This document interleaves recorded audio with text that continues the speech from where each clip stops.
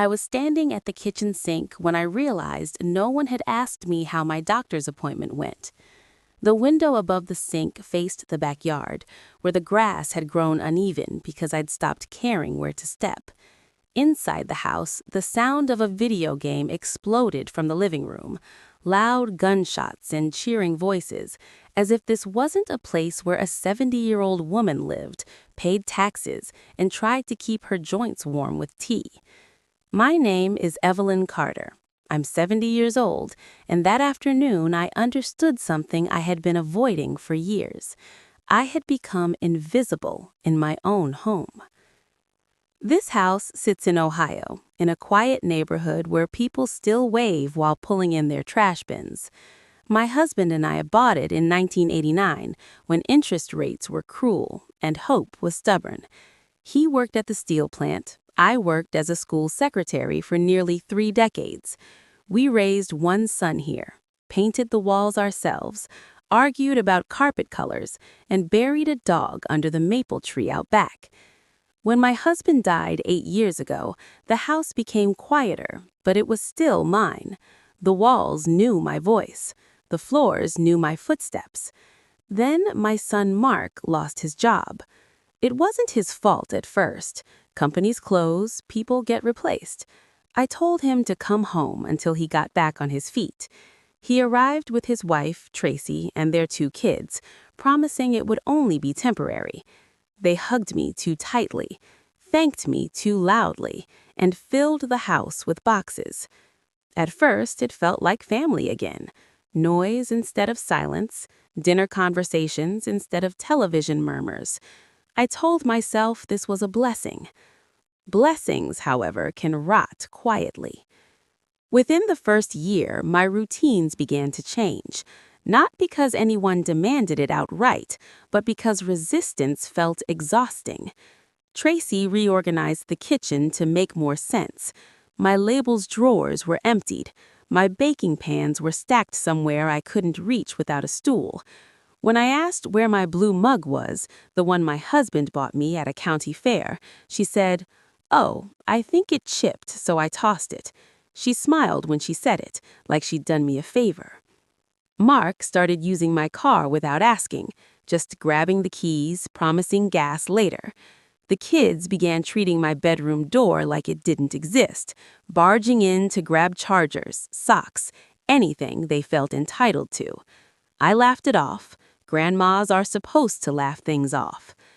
The first time I felt the ground truly shift was the day Tracy told me she needed the dining room as a home office.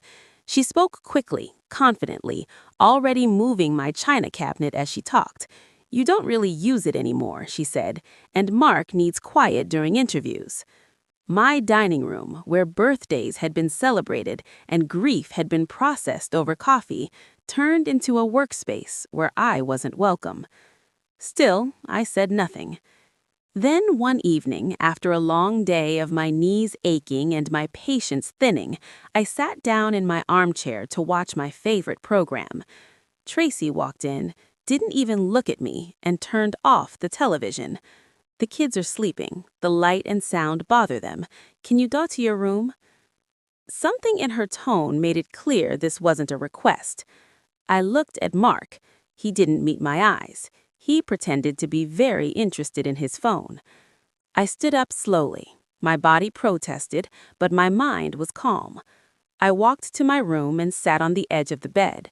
I didn't cry. I didn't pray. I opened the drawer where I kept documents I hadn't touched in years. The deed, the insurance, the bank statements, the trust. Everything was still in my name. I had never signed anything away. I had never truly given permission for this slow takeover. That night, I packed a small bag and left. I stayed at a modest hotel near the highway. Nothing fancy, just quiet. I slept uninterrupted for the first time in months.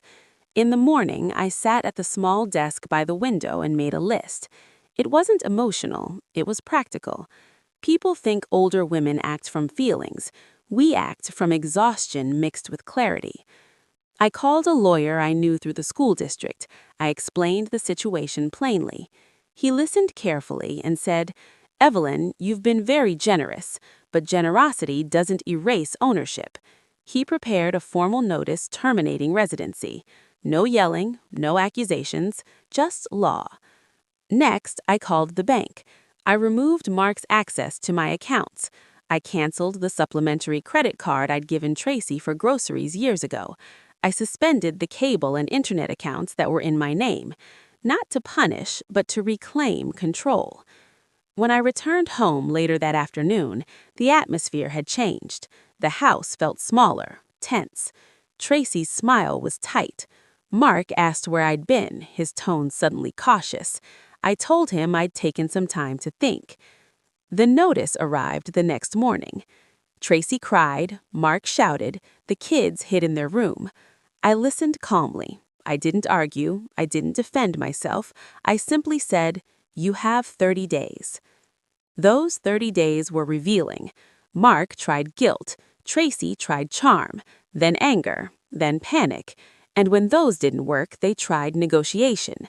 Could they stay longer? Could I help with the deposit? Could I co-sign something? I said no, each time more easily than the last. On day 31, they moved out. The house was quiet again, but it was a different kind of quiet. It wasn't lonely, it was clean. I scrubbed the floors myself. I opened the windows. I rearranged the furniture back where I liked it. I bought a new blue mug, not the same, but close enough. A month later, Mark came by alone. He knocked. That mattered. He apologized, not perfectly, but honestly enough.